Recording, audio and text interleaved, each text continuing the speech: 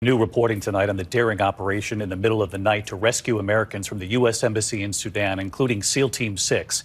And just before we came on the air tonight, the U.S. revealing a new 72-hour ceasefire in place in Sudan to allow desperate families a chance to escape the fighting and to allow the U.S. to help get more Americans out. Tonight, the Pentagon sending 2 Navy ships, one already there. And James Longman with late reporting tonight.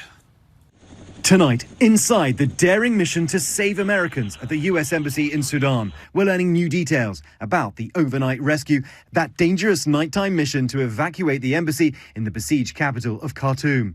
U.S. Special Operations Forces included the Navy's elite SEAL Team 6, and they flew 800 miles to Sudan's capital in 3 Chinook helicopters. They took off from a U.S. base in Djibouti and stopped only to refuel in Ethiopia. The choppers were on the ground for less than an hour, with several manned and unmanned aircraft flying overhead. All this under the cover of darkness. No shots fired and no casualties. They rescued close to 100 embassy staffers and their families.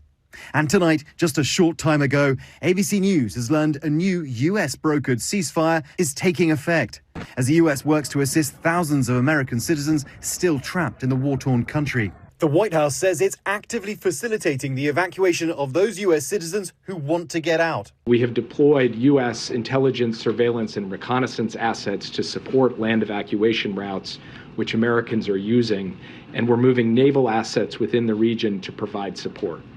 American citizens have begun arriving in Port Sudan, and we are helping to facilitate their onward travel. According to a U.S. official, the Pentagon is looking at multiple options to facilitate the evacuation of people from Sudan if called upon, including the use of Port Sudan. That might mean the presence of U.S. troops. And we learned today the Pentagon is sending 2 Navy ships in a standby position near that port.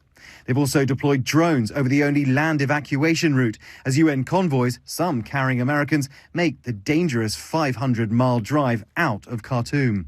The White House says there's a willingness to get those Americans out of Sudan, but no mass evacuation is planned. There's certainly a willingness to take steps to help Americans be able to get out of the country. The president has asked for every conceivable option to be able to help Americans. American teacher Trillian Clifford and her 18-month-old daughter Alma are sheltering in place in Sudan. They're now rationing food and supplies. Earlier, her family called on the United States to help get her out. I'm very frustrated because as a U.S. citizen who works abroad, she's always been told, the U.S. Embassy has her back.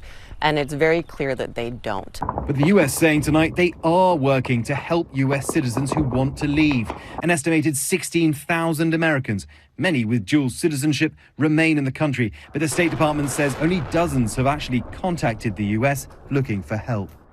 And David, those U.S. diplomats were initially evacuated to that U.S. base in Djibouti, but now some of them are making their way back to the United States, landing back in Washington, D.C. tonight. And as for the thousands who are still trapped in Sudan, well, those ships are heading into the Red Sea, and they have capabilities to help transport people if needed or provide medical care. So there are no plans for a mass evacuation, but the United States wants to be ready if they get the chance.